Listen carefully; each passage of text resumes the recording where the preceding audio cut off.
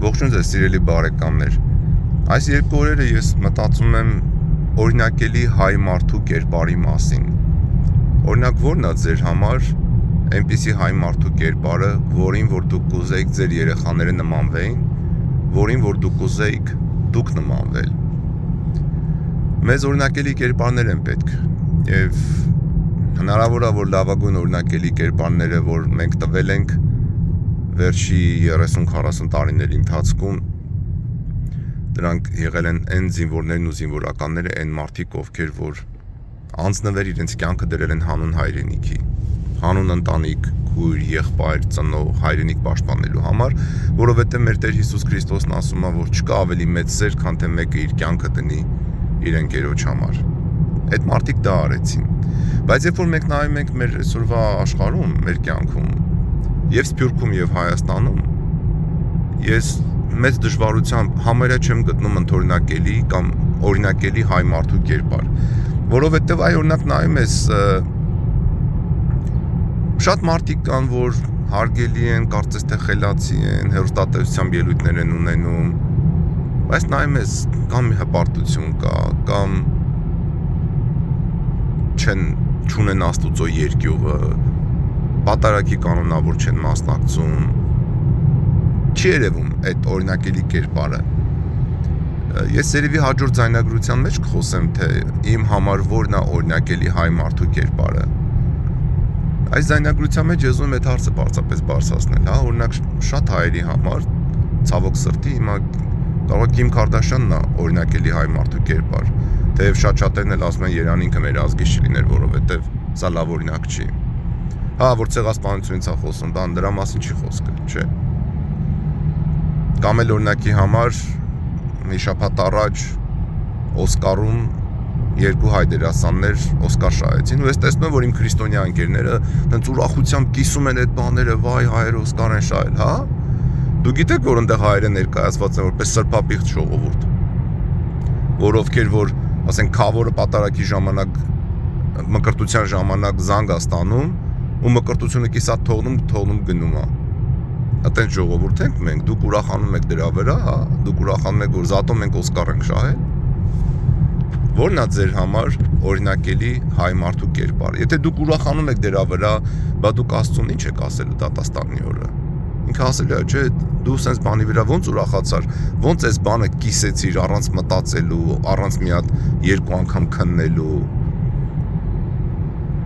Մենք պետք է մտածենք այս բանի, որովհետև թե չէ մենք մի տեսակ նմանվում ենք մի հատ այնպիսի, ասենց ասեմ, ֆուտբոլային թիմի, որը որ մի 30 տարի ոչ մի հատ մրցանակ չի շահում, կորցնում է, կրվում է, պարտվում է։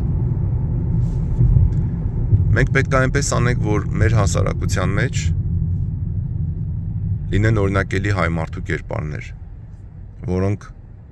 լինեն հասարակության կենտրոնում։ Ոչ թե հարուստ դերասանուհին,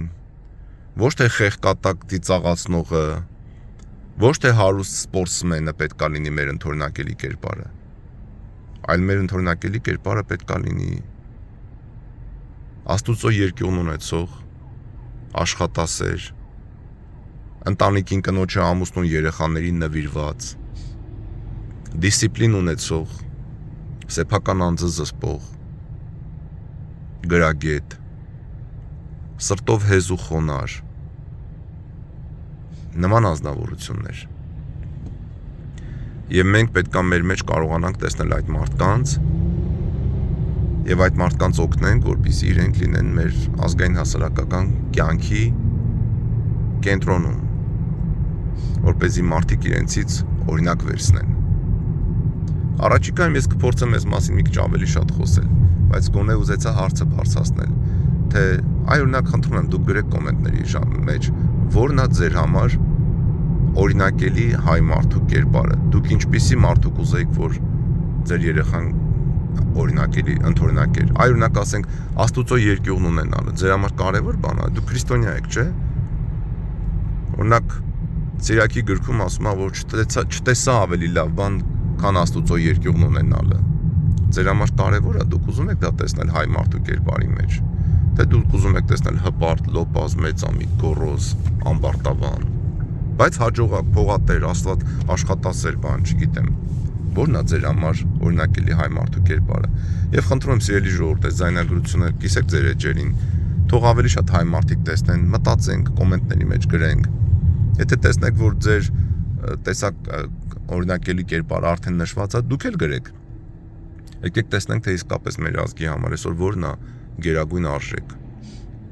որպեսզի մենք ձգտենք լավին։ Առաջիկայում այս մասին էլի կխոսեմ։ Հույս ունեմ, որ ձեր պահեցողության ընթացքը պատղաբերա գնում, պահեք պահքը, խնդրում եմ, հավատարիմ եղեք եւ հնազանդ մեր Տեր Հիսուս Քրիստոսին, ում հոր հետ եւ Սուրբ Հոգու հետ միասին փառք,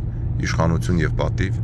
այժմ եւ միշտ եւ հավիտյանս հավիտենից ամեն։ Բարի օր բոլորիս, սիրելի ժողովուրդ։